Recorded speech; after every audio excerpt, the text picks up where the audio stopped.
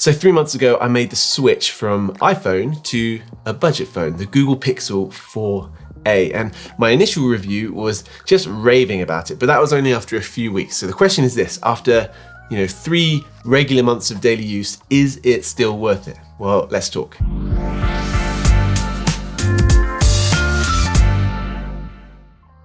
Hi everyone, my name is Dave Betts and I'm so glad you're here today. My question for you is this: do you own a Google Pixel 4a or do you want to own one?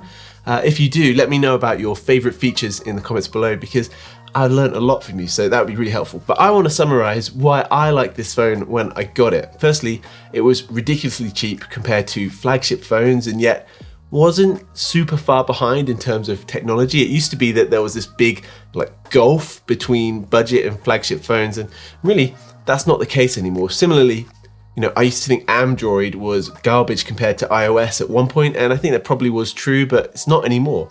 And of course, the biggest thing is the camera. The camera on the Pixel 4a is just really, really good. So 3 months on, would I add or change anything that I said? Well, to be clear, I'm not going to go through all the things that I like and dislike about this phone. I've already done that. You can watch that video in the description below or click on the card above. You can see that there, the full video. So I'm not going to go through a full review, but we'll talk about some extras, except the camera. Let's go back to the camera for a second. Now, I am more and more impressed with the camera. I bought this phone about a week after my wife and I had our first baby. So as you can imagine, I've taken a lot of pictures. So here are a few just to give you an idea of the picture quality, and also it's got absolutely nothing to do with me showing off my absolute hero of a little boy. So have a look at these pictures. What do you think? I think they turned out really well, so well in fact that I hardly ever feel the need to go and grab my Panasonic GH5 or G9, and to be honest, the amount of time saved offsets the slightly lower quality in picture. Having said that, I'm not a huge fan of the video footage. It's fine, it does shoot 4K, which is cool, but it's not anything to write home about, if I'm honest.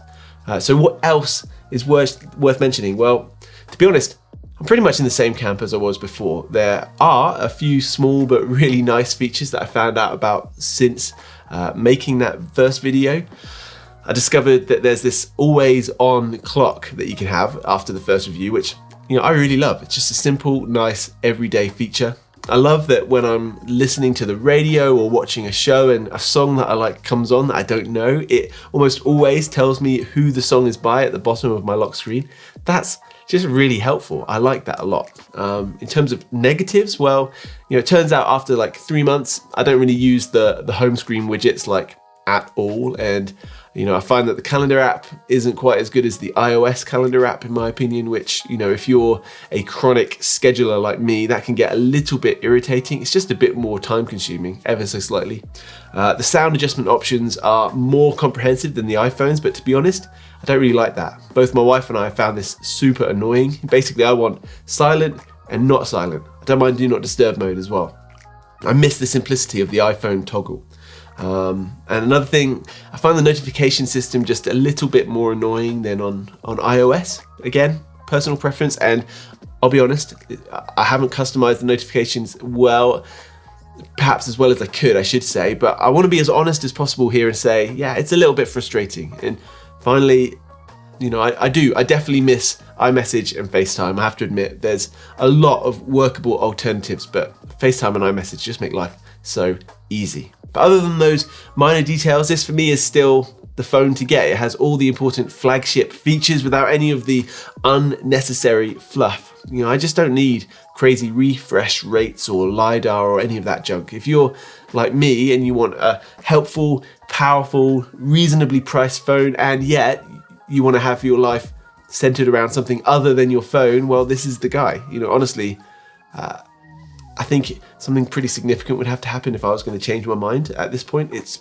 just really perfect for where I'm at right now. But again, I want to know what you think. It's so good to hear your thoughts and opinions. I'm always learning from you, so I'd love it if you could spare 30 seconds to let me know in the comments below. Did any of you buy this phone and regret it? Do any of you wish that you'd bought it instead of an iPhone? Let me know. Otherwise, feel free to like and subscribe and all of that jazz. It really means a lot to me when you do, and I certainly I don't take any single subscription for granted. I love watching the numbers slowly rise. So thank you for that. Wherever you are in the world and whatever it is that you're up to, have an amazing day, and I will see you very soon.